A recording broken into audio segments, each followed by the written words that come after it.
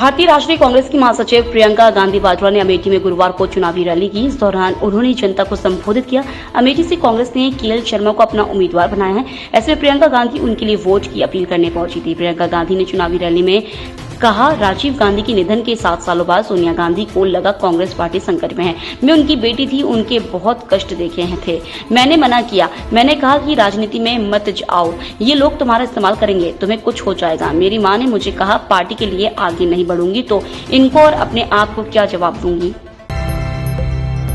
उत्तराखंड की 4 धाम यात्रा आज से शुरू हो गई है। केदारनाथ के कपाट सुबह 6:55 पर खोले गए।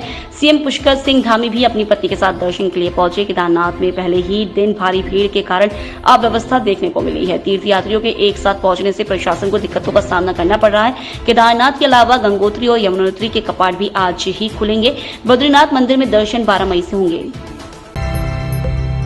केंद्रीय मंत्री और राज्यसभा सांसद पीयूष गोयल की 40 साल की सियासत में पहला मौका है जब वे लोकसभा चुनाव लड़ रहे हैं। महाराष्ट्र की मुंबई नॉर्थ लोकसभा सीट से बीजेपी ने उन्हें उम्मीदवार बनाया है। मुकाबला कांग्रेस के भूषण पाटिल से। इस सीट पर 20 मई को वोटिंग होनी है। पीयूष गोयल का राज्यसभा में तीसरा टर्म चल रहा है। वहां सदन के नेता की जिम्मेदारी है। पहली बार लोकसभा का चुनाव लड़ने पर कहते हैं, मुझे कोई घबराहट नहीं है।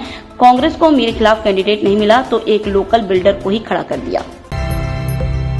आंध्र प्रदेश के मुख्यमंत्री वाईएस जगन मोहन रेड्डी ने कहा कि राज्य में मुस्लिमों को 4% आरक्षण हर हाल में जारी रहेगा। इस पर वाईएसआरसीपी कांग्रेस का यह अंतिम फैसला है। रेड्डी ने कहा, अल्पसंख्यकों को अलग चश्मे से देखना नैतिक रूप से गलत है।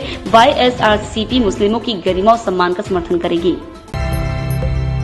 गाजियाबाद पुलिस ने एनकाउंटर में टाटा स्टील के नेशनल बिजनेस हेड की हत्या में वांटेड बदमाश को मार गिराया है। बदमाश अक्की उर्फ दक्ष के सीने में गोली लगी। अस्पताल में इलाज के दौरान उसकी मौत हो गई। वह दिल्ली के सीलमपुर का रहने वाला था। शुक्रवार सुबह हुई मुठभेड़ में एक सब इंस्पेक्टर के हाथ में भी गोली लगी है, जबकि बदमाश का एक साथी मौके से फरार हो गया।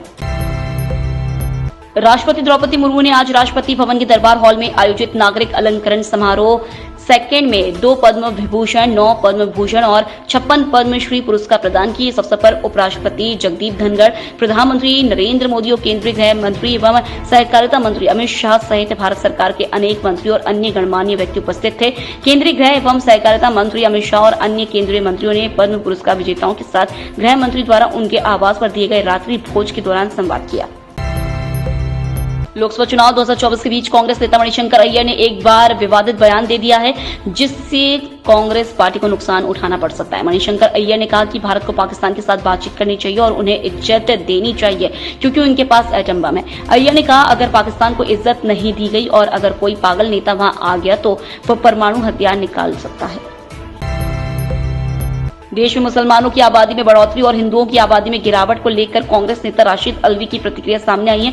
उन्होंने कहा, जनसंख्या के बारे में सारा डेटा इंटरनेट पर मौजूद है, ये कोई नया सर्वे नहीं है। उन्होंने कहा, जब इलेक्शन हो रहा है तो उसको जानबूझकर हिंदू मुस्लिम करने के लिए ये डेटा पब्लिक किया गया है। कांग्रेस नेता ने कहा, सच्चाई ये है, 1992 में सरकारी आंकड़ों के मुताबिक हर एक औरत एवरेज 4.4 बच्चे पैदा करती थी, जो कि 2015 में घटकर 2.6% हो गया है।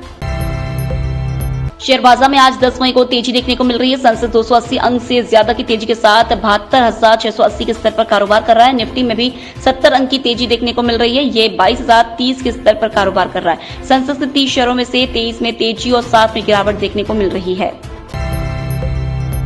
Punjab Kings Indian Premier League 2024 की प्लेऑफ रेस से बाहर हो गई है। टीम को उसी के होम ग्राउंड पर रॉयल चैलेंजर्स बेंगलुरु ने 7 रनों से हराया है। पंजाब इस सीजन में लीग ग्राउंड से बाहर होने वाली दूसरी टीम बनी है। 2 दिन पहले हैदराबाद की लखनऊ पर जीत के साथ हार्दिक पांड्या की कप्तानी वाली मुंबई इंडियंस बाहर हो गई थी।